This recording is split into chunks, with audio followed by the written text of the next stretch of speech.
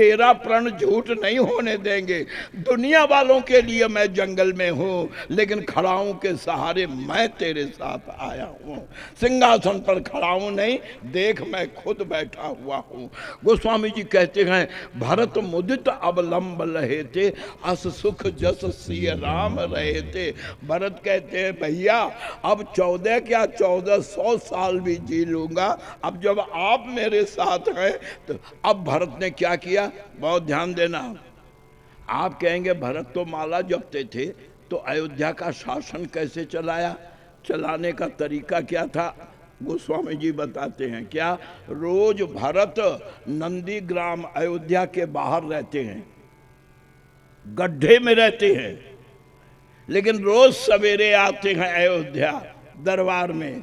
और तुलसीदास लिखते हैं, ध्यान दो, क्या नित पूजत प्रभु पामरी। भरत जी प्रतिदिन आते हैं दरबार में राजा को हाजिरी बजाने, और खड़ाओं पर जैसे ही फूल रखते हैं कि नित पूजत प्रभु पामरी, और जैसे ही फूल रखते हैं कि प्रीति ने हृदय समात। क्यों? राम सीता प्रकट हो जाते हैं। भरत के आते ही राम सीता प्रकट होते हैं। भरत जी नोटबुक निकालते हैं, कहते हैं, भैया हाँ बताओ आज क्या क्या करना है। आपकी आज्ञा विरुद्ध मैं कुछ नहीं करूंगा। आज बताओ अयोध्या में कहाँ क्या करना, कहाँ कुआं बनवाना, कहाँ धर्मशाला बनवाना, कहाँ अस्पताल बनवाना, कहाँ विद्यालय बनाना, बताओ।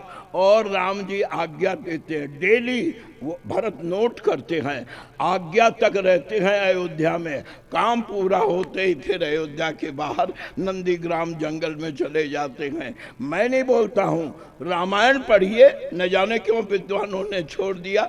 गोस्वामी जी लिखते हैं, नित पूजत प्रभु पामरी, प्रीति न हृदय समात, मांग मांग आयसु करत राज काज बहुभांति।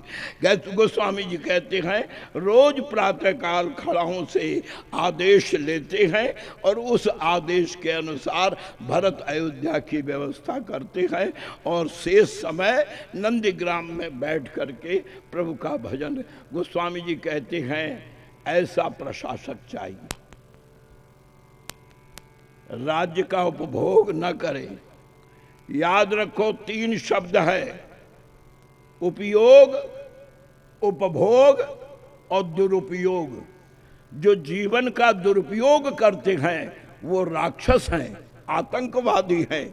जो जीवन का उपभोग करते हैं वो देवता हैं, पूंजीपति हैं। लेकिन जो जीवन का उपयोग करते हैं वही सच्चे इंसान कहलाते हैं। राम ने जीने का उपयोग, जीने का तरीका बताया है। गोस्वामी जी महाराज कहते हैं कि भरत जी महाराज अयोध्या का शासन चलाते हुए अपना जीवन नंदीग्राम में क्या करते हैं, जी नाम जप लोचन नेरू। मुंह से राम का नाम, आंखों में राम के प्रेम की आंसू, और हृदय में राम का ध्यान। यही था भरत का जीवन। और प्यारे प्रभु प्रेमियों, श्री भरत जी महाराज, आइए भरत के साथ 2 बार नाम संकीर्तन करके तब हम अब आगे चलेंगे। श्री राम जय राम जय जय राम, श्री राम जय राम जय जय राम, श्री राम जय राम जय जय राम, श्री राम जय राम जय जय राम, श्री राम जय राम जय जय राम, श्री राम जय राम जय जय राम, श्री राम जय राम जय जय राम, श्री राम जय राम जय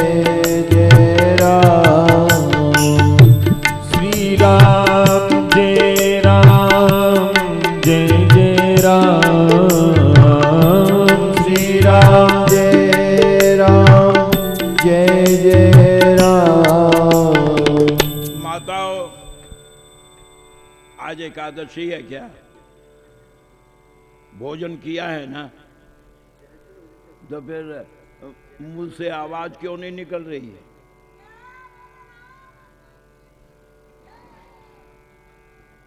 ये बात हुई। देखो ये इतनी वृद्ध 80 से ऊपर की होगी, उसकी आवाज पंडाल में गूंज गई और तुम ये हजारों की संख्या में बैठी हो, भगवान नाम में चुप हो क्यों?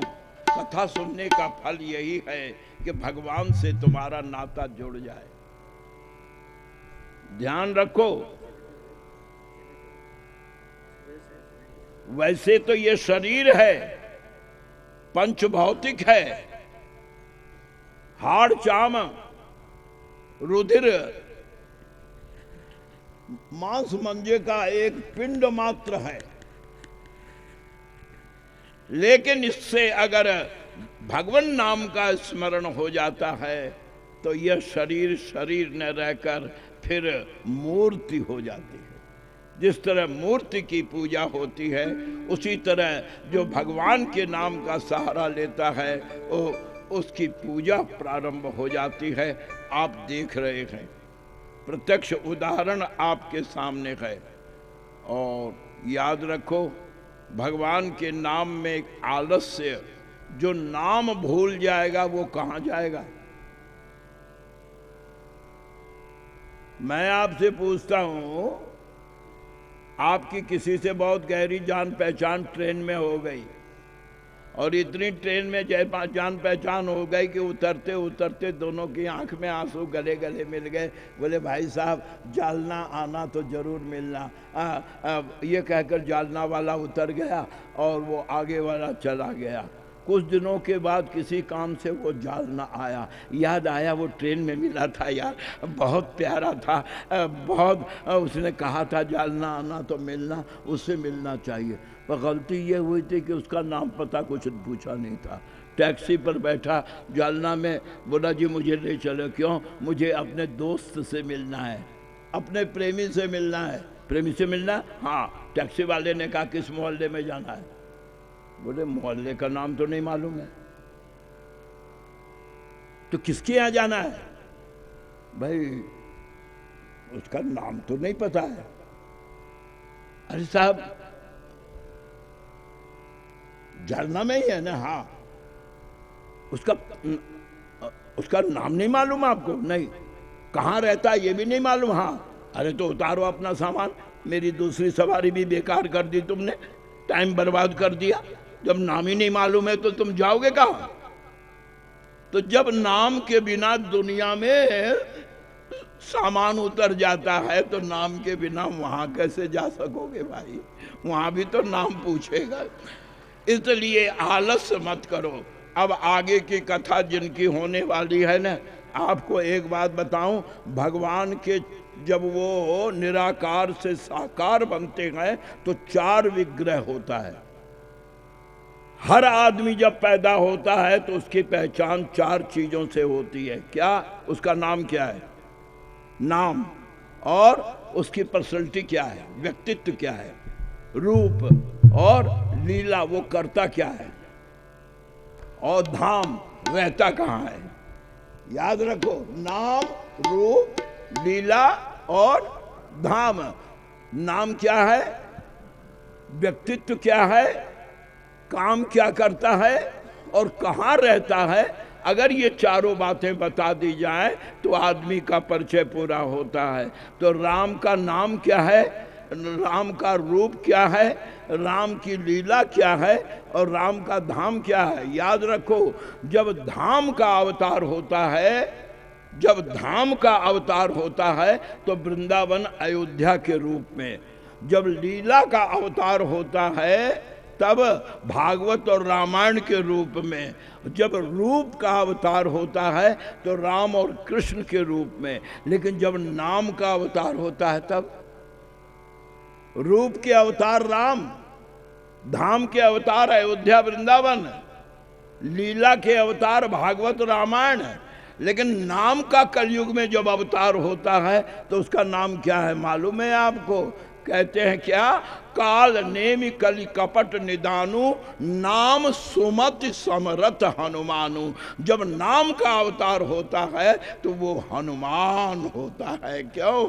आपने हनुमान का चित्र देखा होगा, बहुत से लोगों ने देखा होगा कि पूरा चित्र राम राम से बना हुआ। देखा होगा आपने कि पूंछ से लेकर पांव से लेकर सिर तक राम राम राम राम से चित्र। मतलब क्या, हनुमान जी नाम के अवतार हैं। और कहाँ कहाँ लगी नाम बढ़ाई, राम न सके नाम गुन गाई। रामायण में एक हनुमान ही हैं जिनके सामने राम निरुत्तर हो गए, बोले मैं तेरा ऋणिया हो गया, तू मेरा मालिक हो गया, मैं तेरा कर्जदार हो गया, सुन सुत तो ही उऋण मैं नाही। भाइयों, तीसरे खंड के नायक हनुमान, लेकिन ये हनुमान है कौन? आइए संक्षेप में, मुझे सब कुछ आज ही करना पड़ेगा, क्योंकि फिर तो कल अगर राज तिलक में बाधा हो तो एक बार बाधा हुई तो 14 साल टल गई। हम नहीं चाहते हैं कि राम राज्य टले। महात्मा जी का, बापू का स्वप्न था राम राज्य, जो अधूरा का अधूरा रह गया हम लोगों के कुकर्मों के कारण। आइए इस मानस यज्ञ में हम सब लोग इस राम कथा में एक बार राम की कथा समाप्त करते हुए, उनको तिलक करते हुए कहें कि अब हम रावण का तिलक नहीं करेंगे। पुतला जलाने से रावण नहीं मरेगा। ये तुम हर साल रावण का पुतला जलाते हो, और पता नहीं तुम्हारे यहाँ क्या है, पर हमारे इधर तो उत्तर भारत में पंजाब में कंपटीशन होता है किसका, रावण का, कि किसका रावण ज़्यादा ऊंचा है। अगर लुधियाना का 70 फीट का तो जलंधर का 75 फीट का तो होना ही चाहिए, और फिर दिल्ली तो कैपिटल है, वहाँ तो 80 फीट का रावण होना चाहिए। यानी होती है रामलीला और कद बढ़ रहा है रावण का, रावण की ऊंचाई बढ़ाते जा रहे हैं। आश्चर्य की बात यह है, उस रामलीला कमेटी का क्या होगा कि रामलीला कमेटी में पैसा लेते हैं राम के नाम पर, लोगों से धन लेते हैं राम के नाम पर, और रावण का कद बढ़ाते चले जा रहे हैं। अरे रावण का कद बाहर बढ़ाओ नहीं, हमने तो भीतर भी रावण का कद बढ़ा दिया है। इतने अहंकार में आ गए हैं। आज लोगों को ये दुख नहीं है कि उनके पास 4 लाख की गाड़ी है, आज ये दुख नहीं है।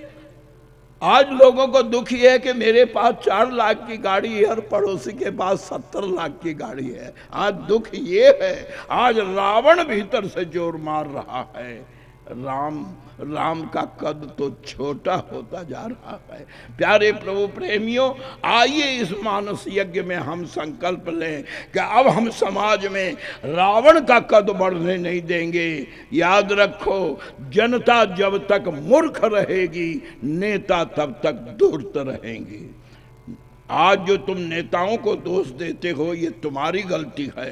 क्यों? नेता बाहर से तो आया नहीं, चीन जापान से आया नहीं, नेता हमारे बीच से ही आया है। तो जैसे हम हैं वैसा वो है, इसलिए नेता का दोष नहीं है, उसको निर्माण करने वाले जो समाज के लोग हैं उसका कर्तव्य है कि वह रावण का कद ऊंचा ना होने दें, समाज में राम का कद ऊंचा करने की कोशिश करें, तभी ये राम कथा धन्य होगी।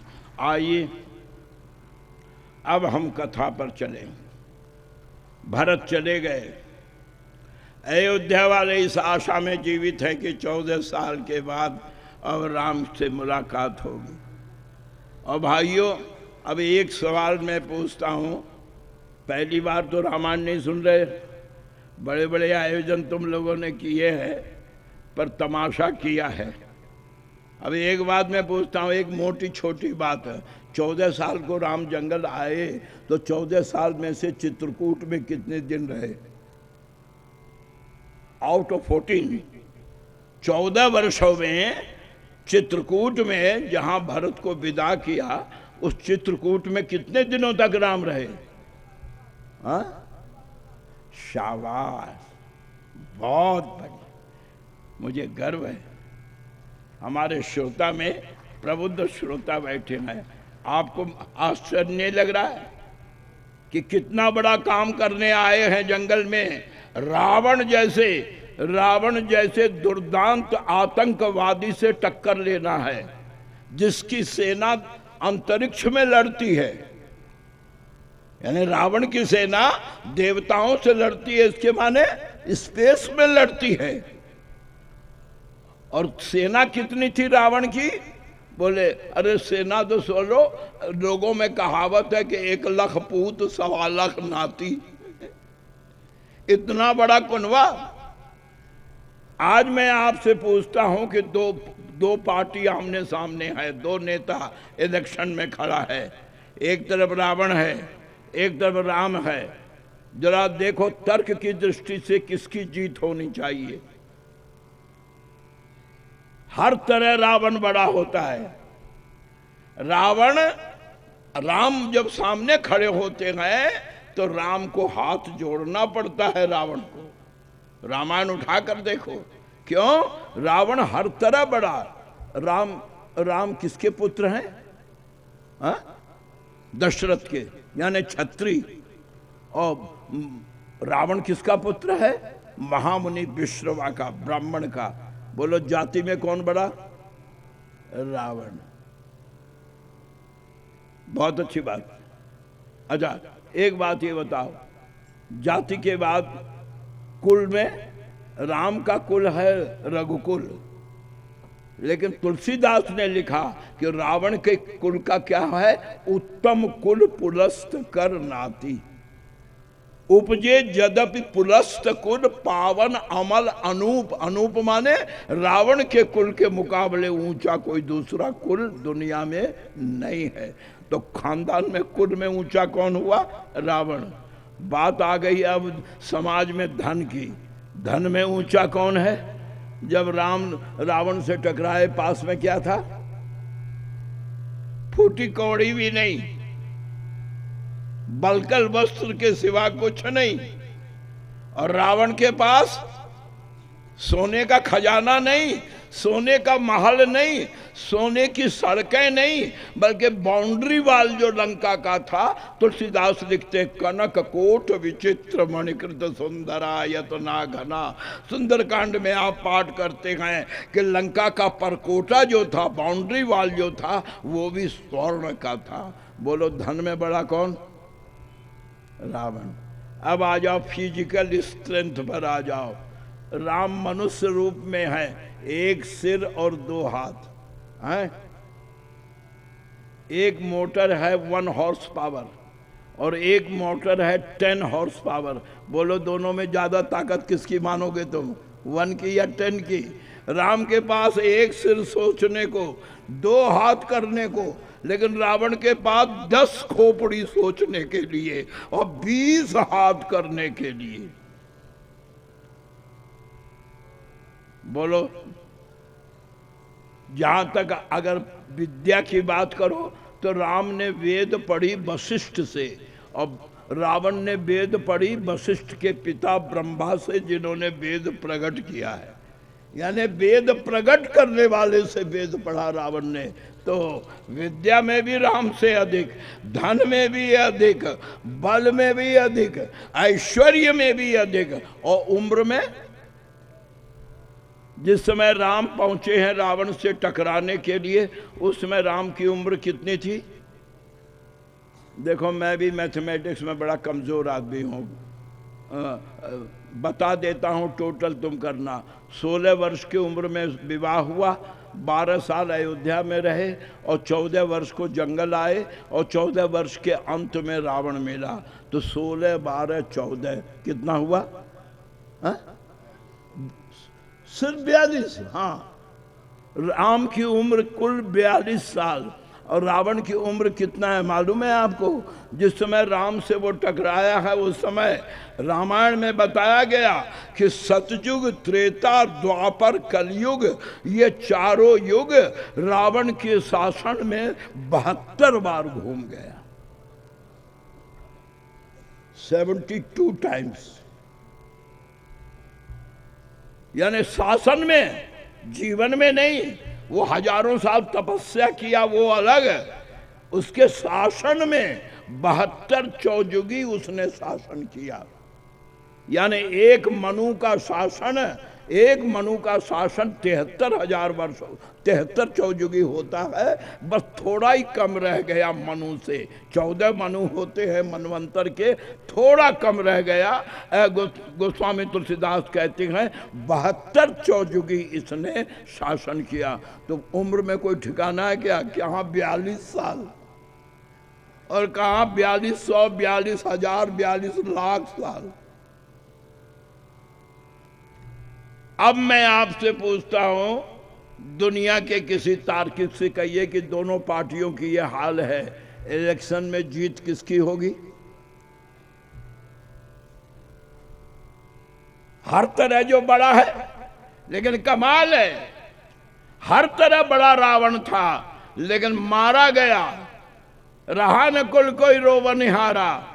और राम रावण से हर तरह कमजोर थे, लेकिन आज भी लोगों के हृदय पर भगवान बन करके बैठे हुए हैं, हृदय सिंहासन पर बैठे हैं, छत्री होते हुए। उसका कारण क्या था? उसका कारण ये है कि रावण ने जो कुछ किया वो सब अहंकार के साथ किया, और राम ने जो कुछ किया वो सब विनय पूर्वक किया। जिसके जीवन में विनय होता है वो राम की ओर बढ़ता है, और जिसके जीवन में अहंकार होता है वो रावण की ओर बढ़ता है। जो राम की ओर बढ़ता है समाज में उसकी पूजा होती है, और जो रावण की ओर बढ़ता है अंत में तो जनता उसे धूल चटा के ही रहती है। देर है पर अंधेर नहीं है। आज तो सेवा के माने केवल इतना ही रह गया है। सेवा तो सेवा कब करेंगे? बोले सेवा के लिए मेवा, और मेवा के लिए कश्मीर, और कश्मीर के लिए युद्ध, और युद्ध के लिए मंत्री, और मंत्री के लिए वोट, और वोट के लिए नोट, और नोट के लिए सेवा। तो हमारे ये घूम फिर करके चक्र जो है वो वहीं आकर के अहंकार में समाप्त होती है। याद रखो, हमने सोचा था आजादी के समय, हम लोगों ने ये सवाल उठाई थी कि बापू ये जिसे देखो वही सिर में कफन बांधे घर से निकल रहा है, यानी मरना देशभक्ति की पहचान हो गई, जेल जाना देशभक्ति की पहचान हो गई। 70 साल हो गए तो भी अभी तक पेंशन ले रहे हैं और रेल में मुफ्त यात्रा कर रहे हैं। इस आजादी का मतलब क्या? क्या यही आजादी है? बोले नहीं, हमने ये नहीं चाही थी। बापू, मैं आपसे ये कहता हूं, लोग कहते हैं महात्मा गांधी, महात्मा गांधी। मैं दावे के साथ कहता हूं कि पिछली शताब्दी में अगर किसी ने रामचरितमानस तुलसीदास का पढ़ा तो वो केवल एक कस्तूरबा और महात्मा गांधी ने पढ़ा। क्योंकि अफ्रीका में जब गांधी का अपमान हुआ, बग्घी से उतार कर दुर्दशा की गई, अपमान की ज्वाला से जले, क्रोध में पागल हुए, रात में सोए थे, लेकिन कस्तूरबा का नियम था कि बिना एक दोहा पाठ किए वो रात को सोती नहीं। वो अफ्रीका में वहाँ दीपक जलाकर वो तो अपने पाठ में लगी थी, गांधी घुटन में थे। अचानक सौभाग्य था कि उस दिन कस्तूरबा के पाठ में ये 3 चौपाई आ गई उत्तरकांड की। क्या कि धर्म न दूसर सत्य समाना, आगम निगम पुराण बखाना, परम धर्म श्रुति विदित अहिंसा, पर निंदा सम अग्न गरिंसा, पर हित सरिस धर्म नहीं भाई, पर पीड़ा सम नहीं अदमाई। बस ये 3 चौपाई गांधी दर्शन बन गया। सत्य, अहिंसा, परहित और पर निंदा से परहेज। ये 3 चौपाई उत्तरकांड में तुलसीदास ने लिखा कि धर्म न दूसर सत्य समाना, और परम धर्म श्रुति विदित अहिंसा, सत्य, अहिंसा और परहित, ये तीन चीजें अगर आप निकाल दीजिए तो फिर गांधी दर्शन में क्या बच जाएगा। हम लोग तो आज गा बजा रहे हैं, लेकिन गांधी ने 3 चौपाई पढ़ के वैश्य के कुल में पैदा होकर सारे राष्ट्र के महात्मा नहीं, विश्व बंद बन गए, राष्ट्रपिता बन गए। ये रामचरितमानस के 3 चौपाइयों का प्रभाव है। हम सुनते तो बहुत हैं, लेकिन अगर एक चौपाई भी अपने जीवन में उतार लें तो हमारा कहना और सुनना दोनों धन्य हो जाएगा। आइए अब हम आपको कथा चरित्र की ओर लेकर चले। आपने अभी मंजूर कर लिया कि 12,000, क्षमा करें, 14 वर्षों में 12 वर्षों तक राम चित्रकूट में रहे। क्यों? आगे क्यों नहीं बढ़े? जिस काम को आए थे, चित्रकूट से लंका, आप कल्पना कीजिए, अयोध्या तो पास में है चित्रकूट के, लेकिन राम का लक्ष्य तो लंका है, लेकिन पड़े हुए हैं चित्रकूट में। क्यों? वो भी 12 साल। कभी सोचा क्यों बेकार नहीं पड़े हैं? क्या कर रहे थे? 12 साल क्या करते थे? तो गोस्वामी तुलसीदास जी महाराज राम जी का दिनचर्या बताते हैं कि सुबह उठने के बाद रात सोने तक राम क्या करते हैं। अब आपको जो अर्थ लगाना हो लगा लेना। गोस्वामी जी कहते हैं कि प्रातःकाल भगवान राम नित्य कर्म से निवृत्त होकर तब मज्जन करी रघुकुल नाथा, पूज पार्थिव नायव माथा। भगवान राम रोज सवेरे मंदाकिनी की मिट्टी से शंकर की मूर्ति बनाते हैं, इसे पार्थिव पूजन कहते हैं। बनाते हैं, शंकर की पूजा करते हैं, दोपहर हो जाती है, यानी सुबह से दोपहर तक शंकर की पूजा में बैठे रहते हैं, पार्थिव पूजन। और दोपहर के बाद भोजन विश्राम करके 3 बजे के बाद लक्ष्मण जाते हैं जंगल कंद मूल फल लेने, और राम जी घूमने के बहाने जंगल जाकर सुंदर सुंदर फूल अपने हाथ से चुनकर लाते हैं। और लाकर क्या करते हैं? शाम को फूल इकट्ठे करते हैं और जानकी को चित्रकूट की फटक शिला पर बैठाकर फूलों का आभूषण बना करके, जैसा फूल, बढ़िया गुलाब मिल जाए तो उसका शीश फूल बनाते हैं, अगर गेंदा मिल जाए, हजारा गेंदा मिले तो उसकी कमर की करधनी बना देते हैं, कभी पाजेब बना देते हैं, कभी हाथ का कंगन बना देते हैं, कभी रजनीगंधा मिल गई तो उसकी माला बना देते हैं। यानी रोज शाम को फूलों से जानकी को सजाते हैं, भोजन करते हैं और सो जाते हैं। ये